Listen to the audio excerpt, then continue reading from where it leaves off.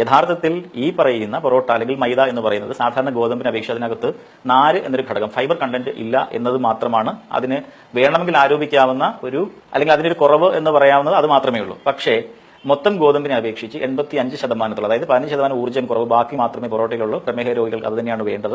രണ്ടാമത്, ഇതിനകത്ത് അടങ്ങിയിരിക്കുന്ന അലോക്സാൻ എന്ന് പറയുന്നത് ഒരു കാരണവശാലും മനുഷ്യന്റെ ആഗ്നേയഗ്രന്ഥിയിലെ ബീറ്റാ കോശങ്ങൾക്ക് യാതൊരു വിധത്തിലുള്ള പരിക്കുകളും ഉണ്ടാക്കുന്നില്ല. പലരും പറയുന്നു മൈദ ഉപയോഗിച്ച് പോസ്റ്റർ ഒട്ടിക്കുന്നുണ്ട്, അപ്പോൾ മൈദ മാവ് കൊണ്ടുണ്ടാകുന്ന പൊറോട്ട കുടലിൽ ഒട്ടിപ്പിടിക്കുമെന്ന്. ഇതേ ചോദ്യം നമുക്ക് ചോറിനും അപ്ലൈ ചെയ്യാവുന്നതാണ്. കാരണം ചോറ്റുപശ ഉപയോഗിച്ചും പോസ്റ്റർ ഒട്ടിക്കാം, പക്ഷേ ചോറ് വയറ്റിൽ ഒട്ടിപ്പിടിക്കുമെന്ന് ചോദിച്ചാൽ, കാരണം മൈദ എന്ന് പറയുന്ന സാധനത്തിന്റെ രാസമാറ്റം വന്നിട്ടാണ് അത് പൊറോട്ടയായിട്ട് മാറുന്നത്. അതിനൊരിക്കലും കുടൽ ഒട്ടിപ്പിടിക്കാൻ സാധ്യമല്ല. രണ്ട്, കുടലിന്റെ ആന്തരിക ഘടനയെപ്പറ്റി അറിഞ്ഞുകൂടാത്ത ആൾക്കാരാണ് ഇത്തരം കാര്യങ്ങൾ പറയുന്നത്. കുടലിൽ എല്ലായ്പ്പോഴും സ്രവങ്ങൾ എന്ന് പറയുന്നത് ഉണ്ടായിക്കൊണ്ടിരിക്കും. ഒരു സാധനം അവിടെ ഒട്ടിപ്പിടിച്ചിരിക്കുകയില്ല.